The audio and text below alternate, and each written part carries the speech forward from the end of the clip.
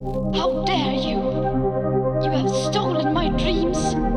Make our planet great again. Je ne veux plus me mentir.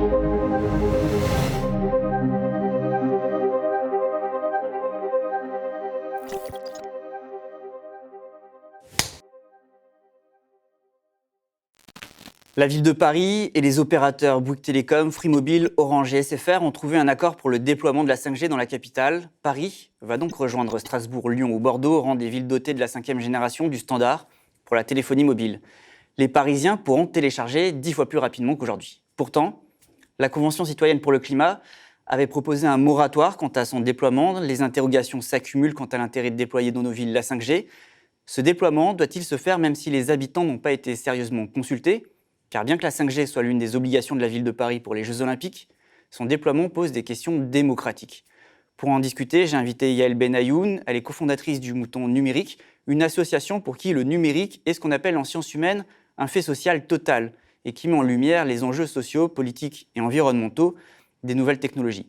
Elle est aussi membre du conseil scientifique de l'Institut Rousseau et co-auteure avec Irénée Regnault du livre Technologie partout, démocratie nulle part, plaidoyer pour que les choix technologiques deviennent l'affaire de tous, aux éditions FIP. Bonjour Yael, vous allez bien ? Bonjour Rémi. Très bien, merci. Justement, on va parler de démocratie, parce que vous abordez cette question du lien entre technologie et démocratie. À Paris, il y a une conférence citoyenne métropolitaine qui a été organisée, donc à la demande de la mairie, en novembre et décembre 2020.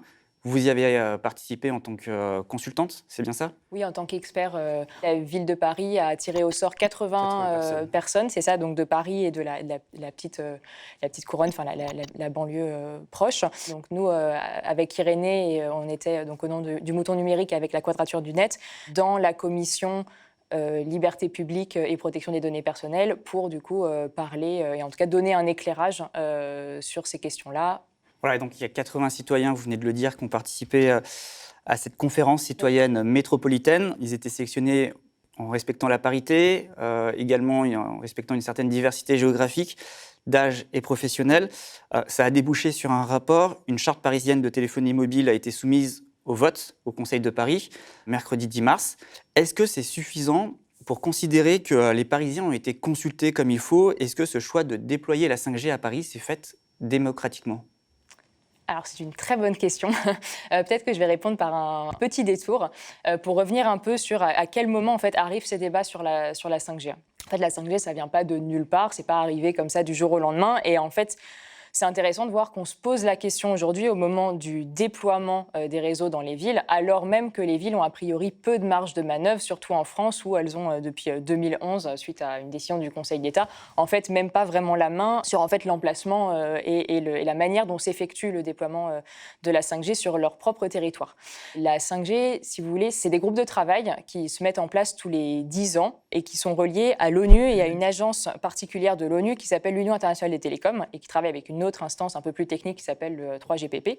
Et donc, pour le faire très simple, en fait, l'instance, du coup, l'Union internationale des télécoms, a pour rôle, tous les 10 ans, de mettre en place des groupes de travail pour, en fait, anticiper les usages technologiques, et en l'occurrence numériques, du futur, pour faire en sorte que les réseaux télécoms ne soient jamais saturés. Le problème, en fait, aujourd'hui, c'est que qui est-ce qui est consulté pour définir les usages de demain, en fait, c'est majoritairement des industriels. Parce qu'en fait, en face, à ce niveau-là, donc au niveau mondial ou au niveau européen ou intragouvernemental, vous n'avez pas en face de citoyenneté organisée ou d'associations assez solides pour en fait faire peser à un moment donné des anticipations d'usage ou des besoins qu'il faudrait prendre en compte pour la structuration technique du réseau. Donc ça part du principe que si c'est structuré au niveau mondial, on part du principe, de l'idée que finalement, le monde entier doit adopter cette nouvelle technologie. C'est vraiment des caractéristiques techniques qui sont mises en place et qui sont surtout standardisées au niveau mondial et aussi pour faire en sorte qu'il n'y ait pas de couac de réseau d'un pays à l'autre. Donc oui, effectivement, c'est bien pensé au niveau mondial.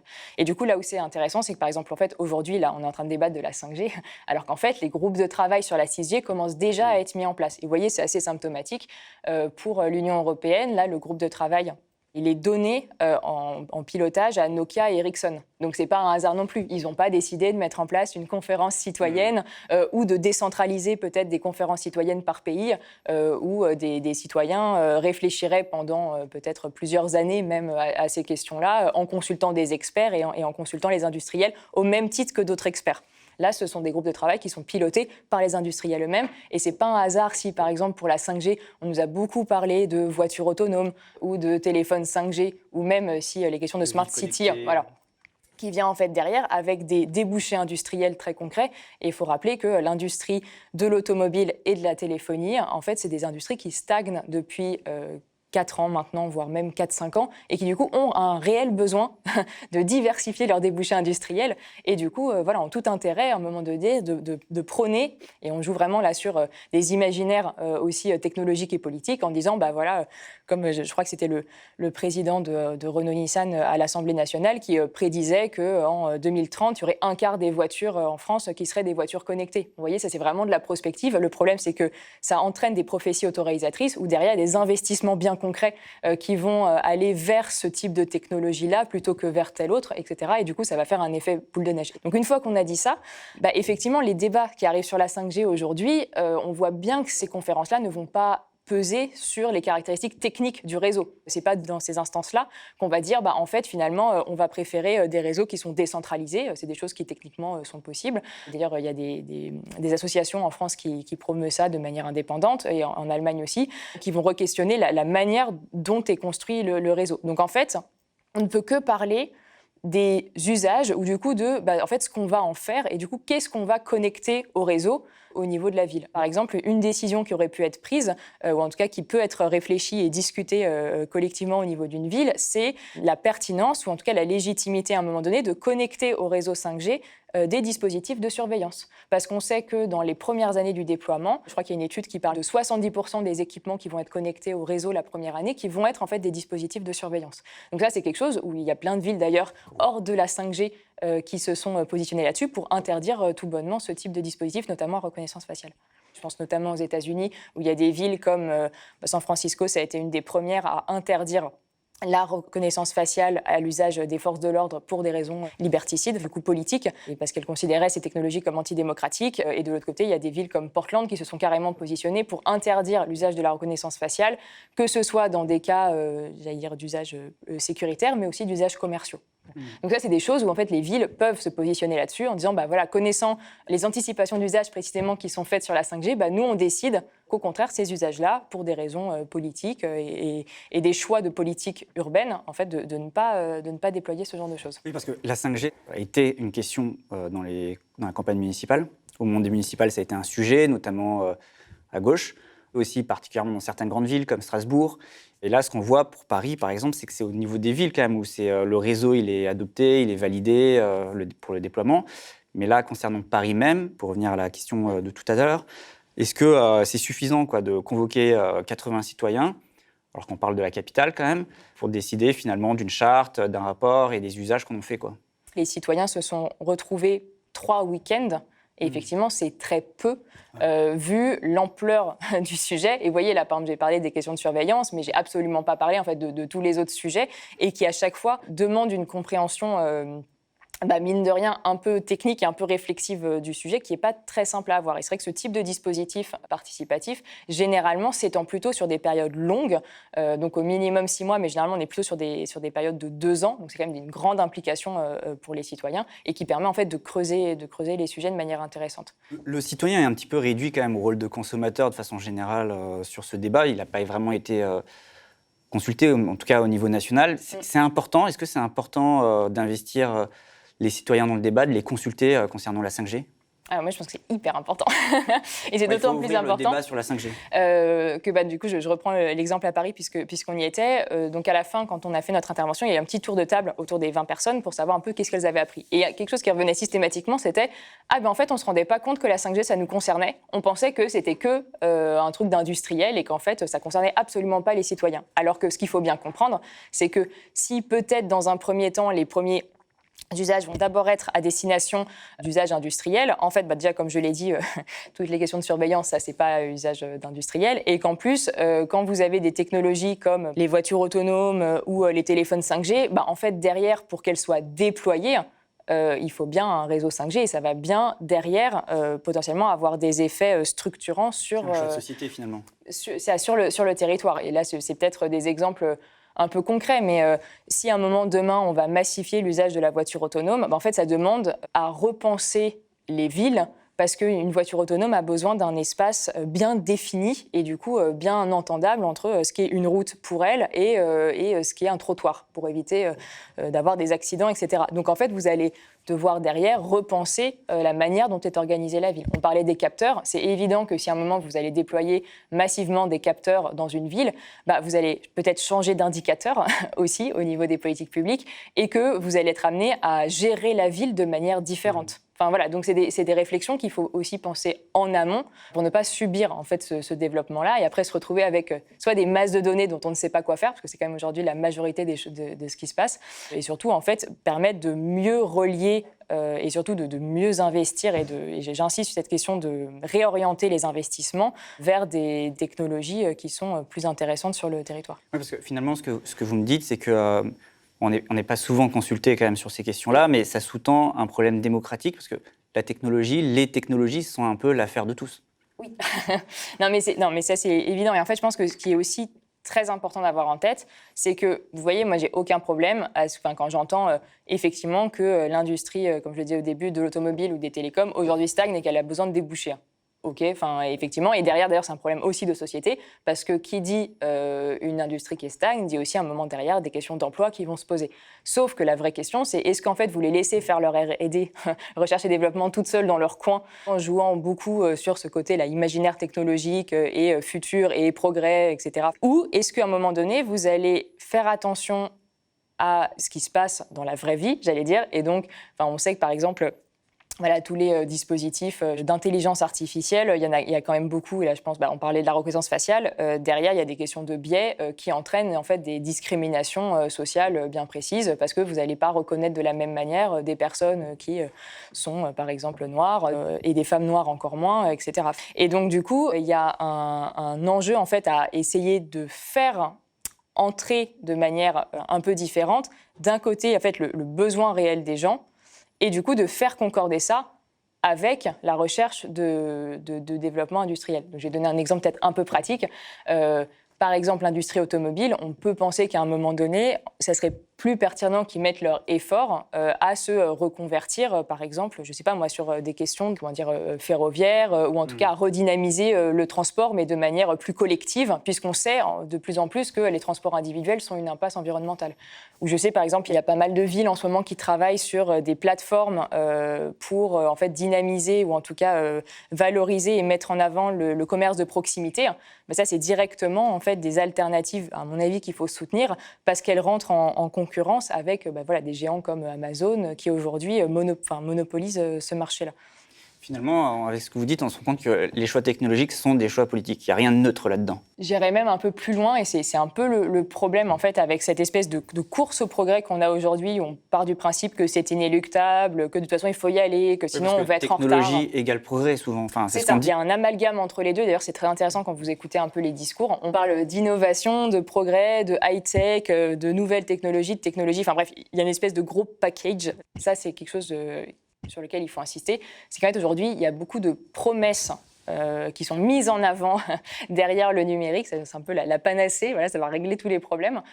Alors qu'en fait, ces promesses ne sont pas du tout prouvées. Et donc là, je sais qu'il y a des groupes de chercheurs qui travaillent aujourd'hui, parce qu'il y a quelque chose qui est souvent avancé, que par exemple, quand vous automatisez à un moment des infrastructures ou un système ou un service, vous allez optimiser de 20% sa consommation énergétique, etc. et son efficacité. Bon, en fait, ce chiffre de 20%, il est fondé aujourd'hui sur rien d'exact. Et du coup, ça pose problème parce que vous avancez là-dessus avec des chiffres qui en fait sont faux et qui du coup biaisent totalement le débat.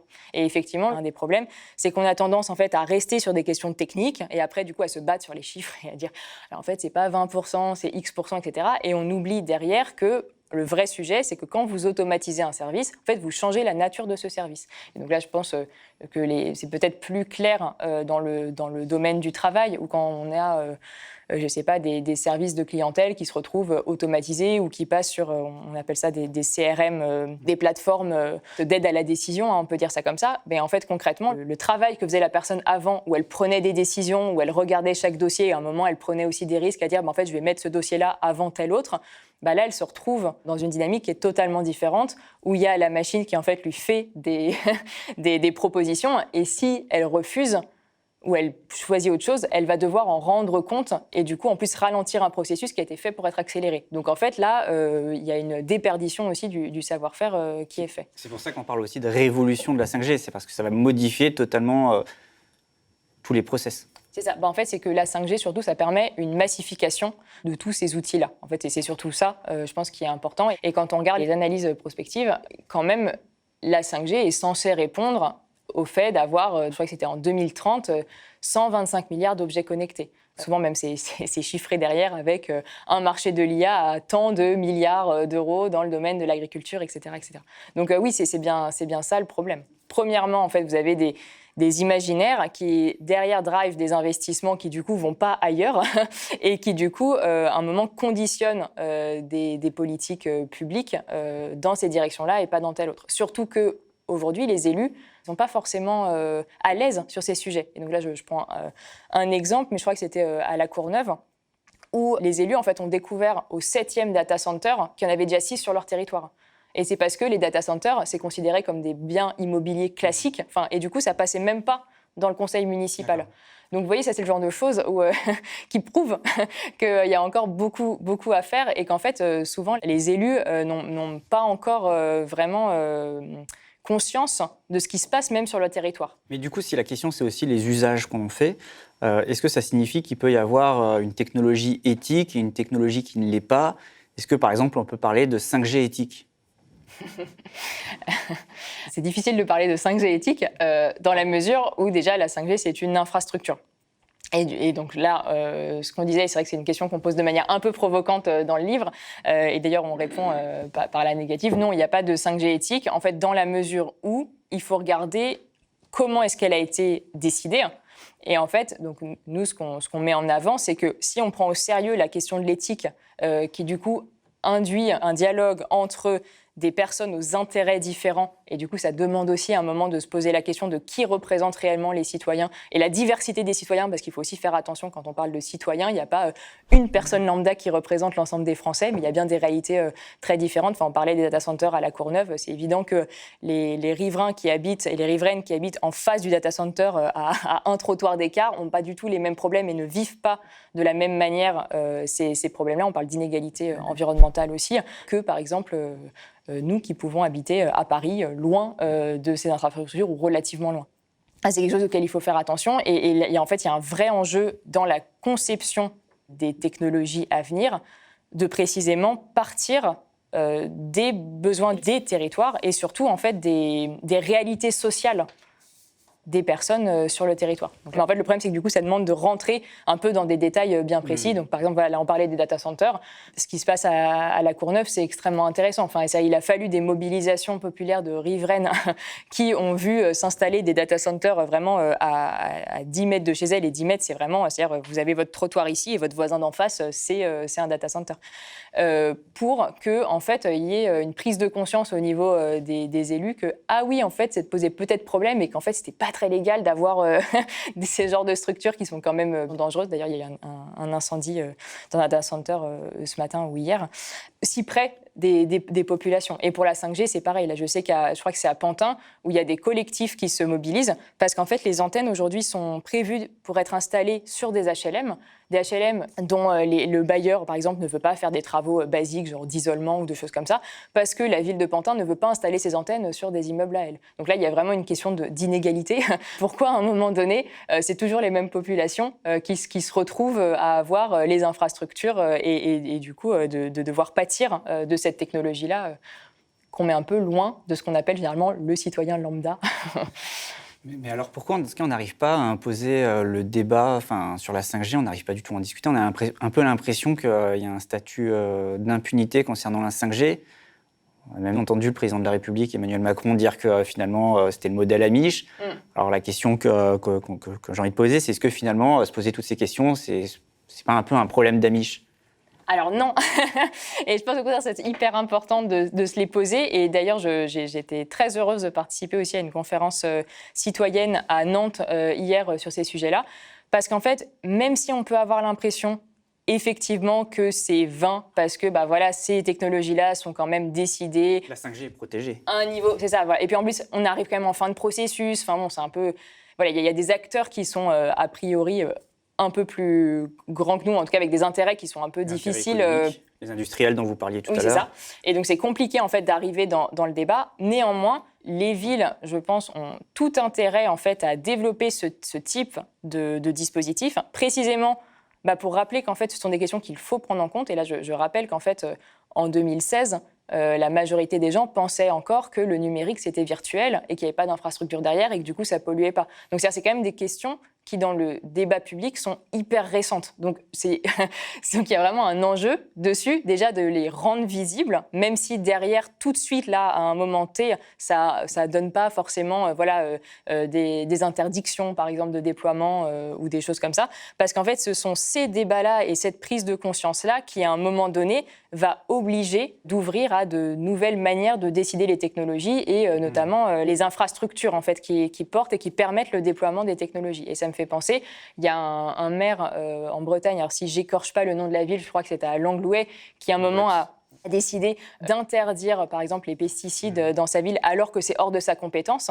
Il n'a pas interdit totalement, il a interdit à une certaine distance des habitations. Et ce qui est intéressant en fait là-dessus, c'est que normalement c'est pas sa compétence, donc on peut dire en fait il n'a pas à faire ça. Sauf qu'en fait en faisant ça, premièrement il ouvre le débat et il permet aussi à un niveau juridique de pouvoir re-questionner cette norme-là que ce n'est pas de la compétence d'une commune. Donc là, c'est un cas individuel, mais en fait, si à un moment donné, il y a plusieurs cas comme ça qui arrivent, ça va permettre de pouvoir se re-questionner, de dire, en fait, effectivement, ça doit se jouer au niveau des villes et peut-être qu'on va modifier la norme juridique pour aller vers ce sens-là. Donc c'est un processus long, mais qui est important à faire pour précisément aller vers plus de démocratie. Seuls les maires peuvent s'opposer à la 5G ? Parce que là, vous dites que c'est au niveau des villes.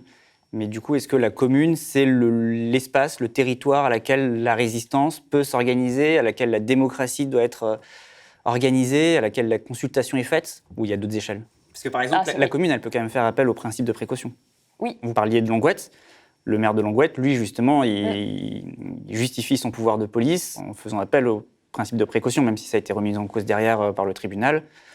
C'est de ça dont il s'agit. Oui. Et d'ailleurs, c'est hyper intéressant parce que ça permet de faire jouer une jurisprudence qui d'ailleurs a eu lieu, si je ne me trompe pas, c'était l'année dernière, aussi sur des cas de pesticides, où précisément le principe de précaution a été mis en avant sur la liberté d'entreprendre des industriels. Donc c'est pour ça que c'est hyper important en fait, d'avoir de nouveaux cas qui reviennent comme ça pour valider en fait, ces prises de décision. Après, est-ce que ça peut se jouer à de nouvelles échelles ? Je pense qu'il y a effectivement quelque chose à jouer qui est hyper important, donc là qui a un niveau peut-être à l'intérieur des villes, qui est de soutenir en fait le tissu associatif, parce que c'est bien à ce niveau-là qu'en fait les gens vont se mobiliser. Là, je pense, je parlais des combats contre les data centers. Ce sont des riveraines qui se sont mobilisés, donc c'est des individus qui à un moment se sont mobilisés et qui en fait prennent ça sur leur énergie, leur temps perso, enfin qui sont pas illimités, surtout qu'en plus c'est des gens qui en fait travaillent. Enfin oui, c'est ça qui travaillent et qui en fait ne sont pas payés pour faire ce genre de choses et qui sont pas du tout soutenus financièrement pour faire ce genre de choses. Là, ce qui se passe sur la 5G à Pantin, c'est la même chose. Donc il y a un enjeu, alors même que par ailleurs, il y a de moins en moins de subventions envers les associations, à en fait soutenir ce tissu très local, associatif, qui en fait permet aussi de faire remonter des problèmes que sinon on n'apercevrait pas tant que ça. De la même manière, il y a un enjeu à soutenir la recherche, contrairement à ce qu'on fait encore aujourd'hui, et notamment en sciences humaines, parce que ça permet à un moment donné de faire un peu l'éclairage sur des angles morts pour identifier les impacts en fait, sociaux très concrets que ces technologies peuvent avoir. Et c'est après sur cette base-là qu'on peut ensuite décider, j'allais dire, de manière plus éclairée. Donc là, c'est des échelles qui se situent à des niveaux un peu autour. Après, ce que je trouve intéressant avec le niveau de la commune et des villes, c'est que c'est quand même un premier niveau de compétence qui surtout permet de prendre des décisions et de manière très concrète et ancrée sur le territoire. Vous voyez, quand à Paris, on nous dit « Ah bah tiens, on ne pensait pas que la 5G, ça nous concerne », c'est parce que précisément, généralement, toutes ces infrastructures-là, c'est quelque chose qui est abstrait dans la vie des gens. Enfin, parce que tous les jours, effectivement, vous n'avez pas besoin de 5G pour ouvrir votre appart. Enfin, c'est quelque chose qui n'est pas Parce directement... On a vraiment besoin de télécharger 10 fois plus vite. Oui, et en plus, c'est quelque chose qui n'est pas forcément conscientisé. Il y a plein de médiations, et du coup, les gens, si vous allez leur parler de leur portable, oui, là, tout de suite, c'est quelque chose, ils l'utilisent, donc ils vont pouvoir se projeter dedans.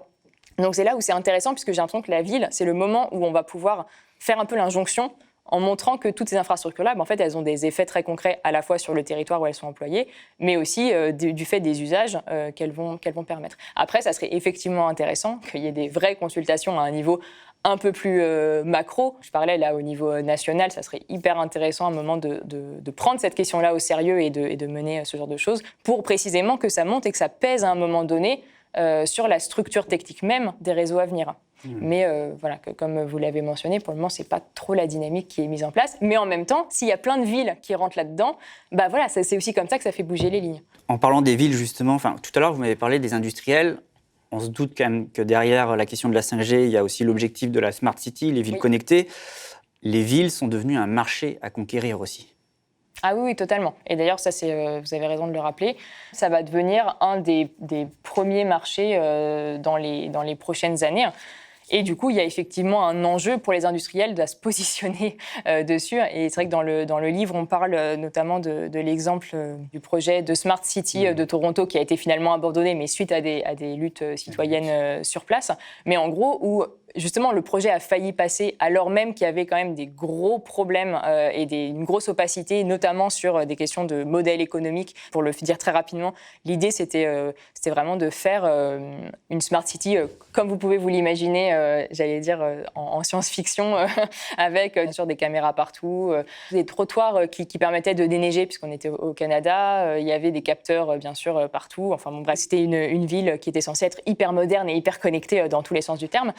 Et en fait, derrière, les acteurs qui se positionnaient dessus, c'était une filiale de Google. Or, on connaît le modèle économique de Google. Et vous savez, quand il y a des capteurs, c'est-à-dire qu'il y a des données qui, à un moment, sont prises et qui, du coup, a priori, vont être monétisées. Donc là, la filiale disait « Non, mais vous en faites pas, on va pas le monétiser ». Sauf que ça coûte quand même énormément d'argent, ce type d'infrastructure. Et du coup, il y avait ce côté, alors donc, si vous ne vendez pas les données à des tierces, du coup, est-ce que vous allez privatiser certaines infrastructures alors même qu'on est censé parler d'une ville et du coup d'avoir quelque chose qui est ouvert. Et en fait, c'était quelque chose qui était très flou parce que précisément, en fait, vu que c'était la première fois que en fait, la filiale de Google qui s'appelle Sidewalk avait un terrain de jeu, en fait, ils faisaient tout pour baisser les coûts, travailler, d'ailleurs ils ont fait tout un travail pro bono pour la ville, pour en fait juste faire une première expérimentation vitrine qui après permettra de dupliquer ailleurs. Donc les industriels sont aussi prêts à faire des efforts, on va dire, pour imposer à un moment donné des technologies et du coup être hyper concurrentiels là où les villes, derrière, n'ont plus forcément la main pour, à un moment, choisir d'autres acteurs qui vont être plus chers et faire des choses peut-être plus éthiques ou plus en accord avec les besoins du territoire. Mais dans votre livre, vous écrivez quand même qu'à un moment donné, il y a une idée chez les industriels que seul le marché serait finalement légitime à dicter les grands choix technologiques qui structurent en profondeur la société. Finalement, c'est un peu cette même idée qui guide aussi les politiques. Oui, et d'ailleurs, ça c'est intéressant, parce qu'en fait, cette croyance que le marché fonctionne tout seul et qu'il y a une main invisible qui croise la demande et l'offre de manière parfaite, etc., en fait, ça ne se voit pas du tout dans les faits, puisque quand une usine s'installe quelque part, derrière, bien souvent, vous avez, alors soit c'est au niveau national, soit c'est au niveau local, la ville ou en tout cas les acteurs politiques qui ont fait des gestes pour attirer l'usine sur un territoire précis. Alors du coup, parfois ça se transforme en défiscalisation, parfois ça se transforme en intérêt de toutes sortes, enfin bref. Et du coup, le marché ne s'organise jamais tout seul. Il y a toujours une puissance publique derrière, et en tout cas bien souvent, qui est là soit pour assurer des débouchés industrielle à un moment donné. Donc là, par exemple, sur les questions de surveillance et de reconnaissance faciale, c'est vraiment là. Ou pour inciter, ou en tout cas favoriser le développement de telle industrie vers telle technologie ou vers telle autre. Et je pense que c'est là où, ça, il faut avoir bien conscience là-dessus, en fait, c'est que nos économies sont mixtes. Et du coup, peut-être que c'est intéressant de se reposer le rôle de l'État là-dedans. Et du coup, de savoir comment se positionner, précisément pour ne pas aller toujours dans le sens des débouchés industriels proposés par les industriels, mais peut-être un moment de les conduire vers autre chose et d'amener les industriels à se positionner sur d'autres objets qui seraient plus intéressants d'un point de vue environnemental, puisqu'on sait que toute cette multiplication d'objets est absolument pas soutenable. Un autre exemple peut-être très concret, c'est qu'aujourd'hui, on va toujours vers une miniaturisation des composants. Or, on sait des composants dont est composé vos smartphones ou vos ordinateurs. Sauf qu'on sait bien que plus vous miniaturisez, déjà, moins vous pouvez recycler derrière. Or, on a un problème de réserve, de ressources et de disponibilité de ces ressources-là, qui, derrière, entraînent des effets environnementaux très, très concrets, pluie acide, etc.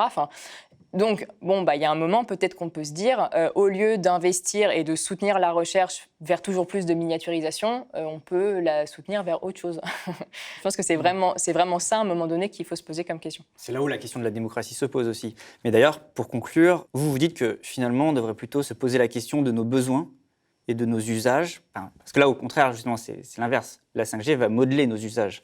C'est ça. Et du coup, c'est effectivement très important. Et je ne sais pas, je vais par exemple prendre un exemple qui sera peut-être plus parlant dans des espaces de travail, mais le phénomène des caisses automatiques. Voilà. Concrètement, ça a modifié le travail des caissières, puisque la caissière n'a pas disparu. Maintenant, elle est debout et elle s'occupe de 6 caisses en même temps. Enfin bref, il y a une pénibilité qui est beaucoup plus accrue qu'avant. Mais vous voyez, on aurait pu faire une technologie différente. En fait, on aurait pu aller voir la caissière, lui demander quelle était la réalité de son travail, ce qui était important pour elle, et du coup, penser une caisse qui l'aide dans son travail et qui lui permettent au contraire de s'épanouir. Et là, je pense qu'il y a certains pays qui mettent en place aujourd'hui des caisses de bavardage et du coup qui en fait offrent aux caissières des formations pour développer tout l'aspect relationnel, par exemple, de leur métier, qui en fait est considéré pour la plupart et la grande majorité comme le plus important de leur métier. Donc vous voyez, là, c'est vraiment comment à un moment donné, vous allez en fait vous intéresser à comment concrètement ça se passe dans le travail réel, si c'est en entreprise, ou en tout cas, quelles sont les pratiques ou les discriminations que subissent des populations. Et du coup, à partir de là, vous allez construire une technologie avec elle. Sauf que bien souvent, en fait, quand vous partez de là, vous allez un peu à l'encontre des grands modèles aujourd'hui qui sont plutôt hyper descendants et qui surtout uniformisent les pratiques, puisqu'elles sont pensées à une échelle beaucoup plus haute. Ça demande en fait d'inverser la manière dont aujourd'hui on pense les choix technologiques. Finalement, technologie partout, démocratie nulle part. c'est ça. On va essayer de faire différemment. Ça marche. Je vous remercie, Yael Benayoun. Je vous rappelle que pour ceux qui le souhaitent, vous pouvez également nous écouter sur les plateformes d'écoute en podcast ou sur le site lemediatv.fr. Merci encore d'être venu. Merci pour l'invitation. Trop nombreuses et trop nombreux sont celles et ceux à manquer d'informations sur la catastrophe écologique, à ne pas avoir les éléments qui permettent le déclic, la prise de conscience qu'aujourd'hui ça a commencé. Ce n'est pas du catastrophisme que de le raconter, que de décrire cette réalité. Nous vivons une ère d'effondrement écologique et de réchauffement climatique. Aux médias, nous mettons l'accent sur ce sujet, nous sommes plongés dans les données, les faits qui détaillent l'ampleur du problème. Nous essayons de vous en rendre compte parce qu'il est crucial de parler d'écologie. Plus que jamais, alors que nous vivons une époque de pandémie, peut-être de confinement chronique, conséquence directe de cet effondrement écologique. Pour qu'on puisse continuer à en parler, aidez-nous, soutenez-nous. Le média se transforme, devient une SIC, une société coopérative, pour qu'ensemble nous soyons plus forts, que nous puissions raconter l'histoire de celles et ceux qui subissent ces phénomènes, ces catastrophes, de celles et ceux qui luttent, de celles et ceux qui cherchent des solutions. Je vous invite à nous rejoindre, à rejoindre la communauté des sociaux du média, à prendre des parts dans la coopérative. Vous aussi, devenez sociétaire, rejoignez-nous sur lemediatv.fr.